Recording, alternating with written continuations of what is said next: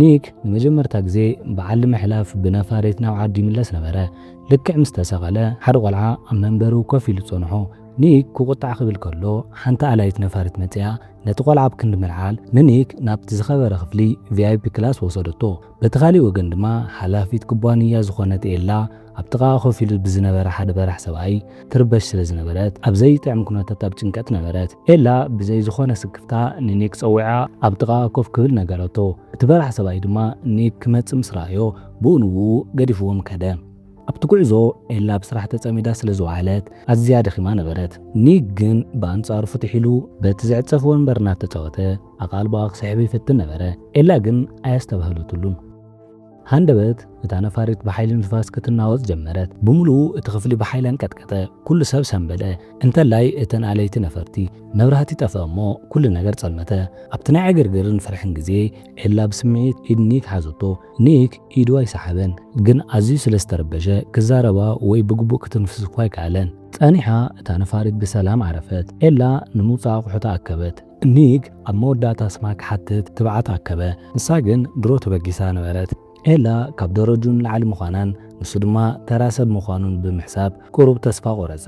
ሽዑ ኒክ ኤላ ገለ ነገር ክወድቃ ረኣየ።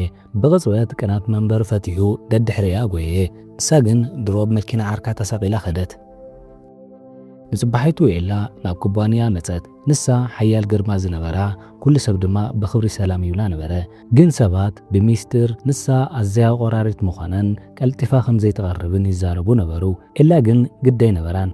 ዓላማኣ ናይ ሓደ መጽሔት ዋና ሰናዳኢት ምዃንን ነበረ። ይኹን እምበር ኣብ መወዳእታ እቲ ኩባንያ ነቲ ቦታ ጆኣና ንዝተባህለት ካሊእ መሳርሕታ ሃባ። እቲ ሓላፊ ድማ ጆኣና ከም ኤላ ብቕዓት እኳ እንተዘይብላ ንቕድሚት እትጥምትን ምስ ሰባት ጽቡቕ እትግባባን ተዓጻጻፊት ምዃና ገለጸ። ኤላ ግን ኣዝያ ጽንዕትን ቆራሪትን ነበረት። ኤላ ኣይተኸራኸረትን። ነቲ ውሳነ ተቐቢላ ናብ ስራሓ ተመለሰት። ኮምፒተራ ክትከፍት ከላ ግን ዩኤስቢ ወይ ከዓ ፍለሽ ጠፊእዋ ጸንሐ። ተረቢሻ ብዝነበረትሉ ኣብ ስክሪን ኮምፒተር ሓደ መልእኽቲ ረኸበት። እቲ መልእኽቲ ሓደ ሰብ ንዓኣ ገለ ነገር ከርክባ ኣቕዲሙ መጺኡ ከም ዝነበረ ንሳ ግን ሽዑ ትሕዝቲ ስለ ዝነበረት ከም ዝተመለሰን ዝገልጽ እዩ ነይሩ። ብኡ ንብኡ ናብቲ ኣብኡ ዝነበረ ቁፅሪ ደወለት። እቲ ዝመለሰላ ሰብ ድማ ኒክ ነበረ። ኒክ ምስ ኣዕሩኽቱ ኣብ ሓደ ባር ነበረ። ኣድራሻ ሂቡ ክትመጽእ ነገራ። ኤላ ቀጥታ ናብኡ ኸደት።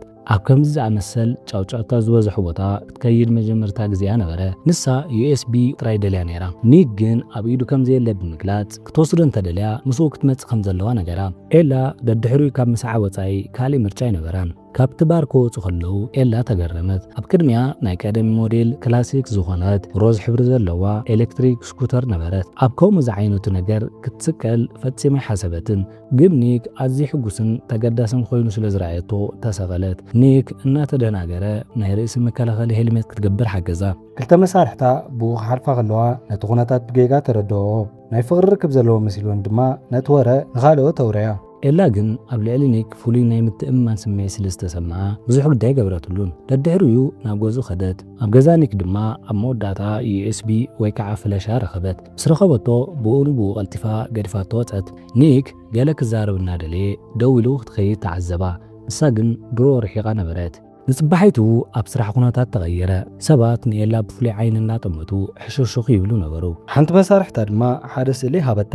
ኤላ ነቲ ስእሊ ምስ ረኣየቶ ፈዘዘት። ቀጥታ ናብ ሓላፊያ ኸደት እሞ ኣብ ልዕሊ እቲ ኩባንያ ኣልታዊ ጽልዋ ዘምጽዋላ ሓንቲ ነገር ከም ዘይገበረት ክትገልጽ ፈተነት። ግን ኤላ ጓል 38 ዓመት ዝተፋትሐትን ብናይ ቀደም ሰባያ ዝተጠለመትን ናይ ሓንቲ ጓል ኣዶ ነበረት። ካብኡ ጀሚራ ምሉእ ኣቓልቦኣ ኣብ ስራሓን ኣብ ጓላን ጥራይ እዩ ነይሩ።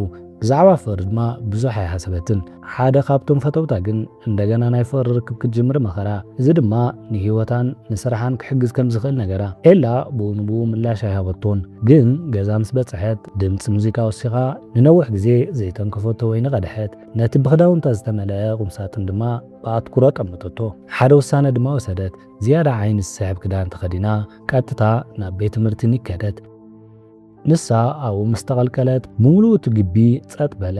ኒክ ንዓ ምስ ረኣየ ደንጽዎ። ብሓባር ኣብቲ ቤት ትምህርቲ ኮለል በሉ። ቅድሚ ምውፃኣ ኤላ ሃንደበት ምድራር ዓድመቶ። ኒክ ድማ ብኡ ንብኡ ተስማዕምዐ። ኣብቲ ድራር ኒክ በቲ ናይቲ ቤት ምግቢ ፕሮጀክተር ተሳሒቡ ምስኡ ክጻወት ጀመረ። ኤላ ኣብ ክንዲ ደው ተብሎ ንሳ እውን ተጸንበረቶ። ጸኒሖም ናብ ሓደ ናሕሲ ደየቡ። ንፋስ ህዱን ጸጥ ዝበለ ነበረ። ኒክ ብዛዕባ ናይ ዲዛይኑ ሓሳባቱ ተዛረበ። ኤላ ድማ ንመጀመርታ ግዜ ብዝያራት ኩራ ጠመጠቶ። ካብኡ ንድሓር በተደጋጋሚ ክራኸቡ ጀመሩ። ኤላ ድማ በታ ሮዛ ስኩተር ምጓዓዝ ቀስ ብቐስ ለመደቶ። ድሕሪ ሓፂር ግዜ እቲ ኩባንያ ሓደ ዓብዪ ዓሚል ረኸበ። ንሓደ መፋለጢ ኤድሹት ድማ ሞዴል ኣድልይዎም፣ ግን ትኽክለኛ ሰብ ክረኽቡ ኣይከኣሉን። እቲ ሓላፊ ስእሊ ኒክ ኣብ ኮምፒተር ኤላ ረኣዮ እሞ ንዕኡ ክትጥቀመሉ ወሰነ። ኤላ ክትነጽጎ ደለየት፣ ግን እቲ ሓላፊ ምርጫ ሃባን። ንኒክ እንተዘይምፅኣቶ ድማ ስራሕ ክትሰን ከም ትኽእል ነገራ። ስለዚ እንደገና ናብኡ ኸደት። እንደገና ምስ ተራኸቡ ግን ነገራት ተቐይሮም ነበሩ። ውዒል ስምዒት ኣይነበረን፣ ርሕቐት ጥራይ። ኒክ ናብ ኤላ ዝያዳ ክቐርብ ብምሕሳብ ተሰማምዐ። ግን ኣብቲ ምድላዋት ኒክ ገለ ነገር ሰምዐ። ኤላ ንዕኡ ዘቐረበቶ ብኸፊል ምኽንያት ስራሕ ክትብል ምዃኑ ፈለጠ። ብኡንብኡ ኣይተባእሳን፣ ግን ስምዒቱ ተቐየረ።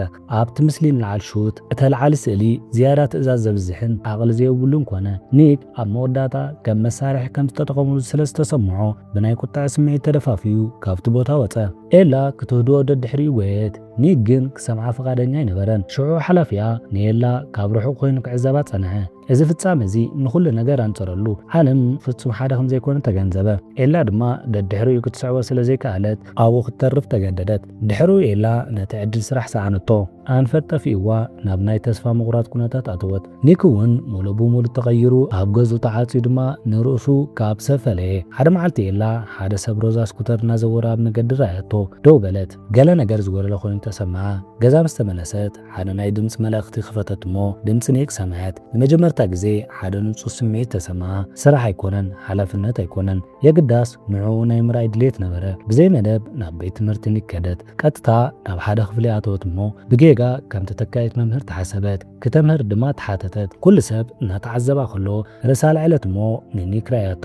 ድሕር ኣይበለትን። ንመጀመርታ ግዜ ኣብ ቅድሚ ኩሉ ሰብ ንጹር ውሳነ ወሰደት። ናብኡ ቀሪባ ድማ ሰዓመቶ። ኩሉ ዝተርፍ ነገራት፣ ሕግታት፣ ናይ ዕድመ ፍልሊ፣ ናይ ሰብ ነቐፌታ ንኹሉ ዕሽሽ በለቶ። እሺ ፍትዋት ተኸታተልቲ ነዚ መደብና እንድሕር ፈቲኹሞ ላይክ ሼር ምግባር ኣይትረስዑ።